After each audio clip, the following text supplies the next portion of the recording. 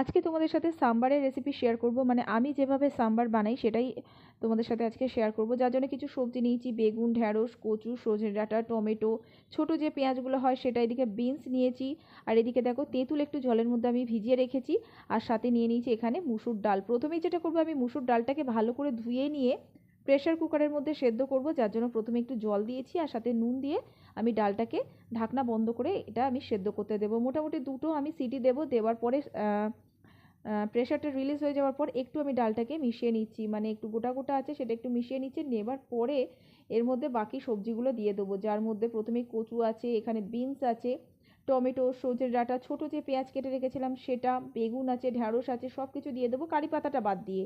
তো সব কিছু দেখো দিয়ে অল্প মানে লঙ্কাও দিয়ে দেবো। দেওয়ার পরে এর মধ্যে আরও বেশ কিছুটা আমি জল অ্যাড করব। করার পর ঢাকনাটা বন্ধ করে জাস্ট একটা আমি সিটি দিয়ে দেবো যাতে সবজিটা সেদ্ধ হয়ে যায়। মানে এটা কিন্তু খুব তাড়াতাড়ি রান্না হবে, এরকমই একটা ব্যবস্থা।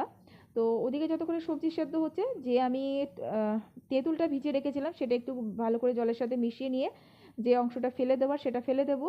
আর আরও একটা জায়গায় আমি একটা মশলা তৈরি করব, কিছুই না, জাস্ট এখানে সাম্বার পাউডারটা নিয়েছি, নেওয়ার পরে তার মধ্যে দিয়ে দিচ্ছি অল্প একটু জল, এটাকে মিশিয়ে আমি রেখে দেবো। ওইদিকে কিন্তু সবজিটা সেদ্ধ হয়ে গেছে।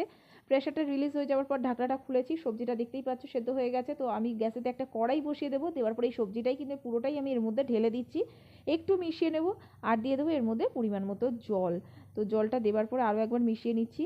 এবার এর মধ্যে দিয়ে দেবো যে সাম্বার পাউডারটা আমি মিশিয়ে রেখেছিলাম জলে, সেটা, তেঁতুলের পাল্পটাও দিয়ে দিলাম, আর দিয়ে দেবো সামান্য একটু হলুদ গুঁড়ো।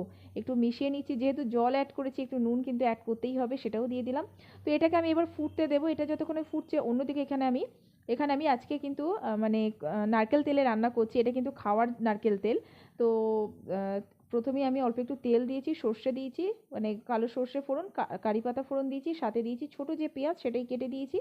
পেঁয়াজটা নরম হওয়ার সাথে সাথে দিয়ে দিচ্ছি শুকনো লঙ্কা, একটু নাড়াচাড়া করে এর মধ্যে দিয়ে দেবো অল্প একটু হিং।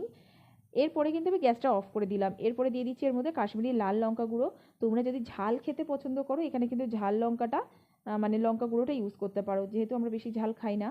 তো এখানে আমি কাশ্মীরি লাল লঙ্কা গুঁড়োটাই দিলাম। দেওয়ার পর দেখো ওটাকে একটু মিশিয়ে নিয়ে এই যে সবজিটা যেটা সেদ্ধ হচ্ছিল এটার মধ্যেই কিন্তু আমি পুরোটা ঢেলে দিলাম। দেওয়ার পরে জাস্ট একটু আমি মিশিয়ে নেবো হালকা হাতে, যাতে পুরো সবজি যাতে ঘেঁটে না যায়, গোটা গোটাই থাকবে, কিন্তু সেদ্ধ হয়ে যাবে এরকম একটা। তো দেখো ভালো করে এটা মিশিয়ে নিচ্ছি। নেওয়ার পরে এবার যেটা করব, এর মধ্যে একটু মানে বেশ কিছুটা ধনেপাতাও অ্যাড করে দিলাম। ব্যাস, এটা মিশিয়ে নিলেই কিন্তু আমাদের সাম্বারটা রেডি হয়ে যাবে। যারা সাম্বার খেতে পছন্দ করো একবার এইভাবে বানিয়ে দেখো, খুব ভালো লাগবে। তো চলো, ভিডিওটা আমি এখানেই শেষ করছি। কেমন লাগলো সেটা জানাতে ভুলো না। যদি ভালো লেগে থাকে তাহলে অবশ্যই পাশে থেকো। তো চলো, ততক্ষণের জন্য টাটা।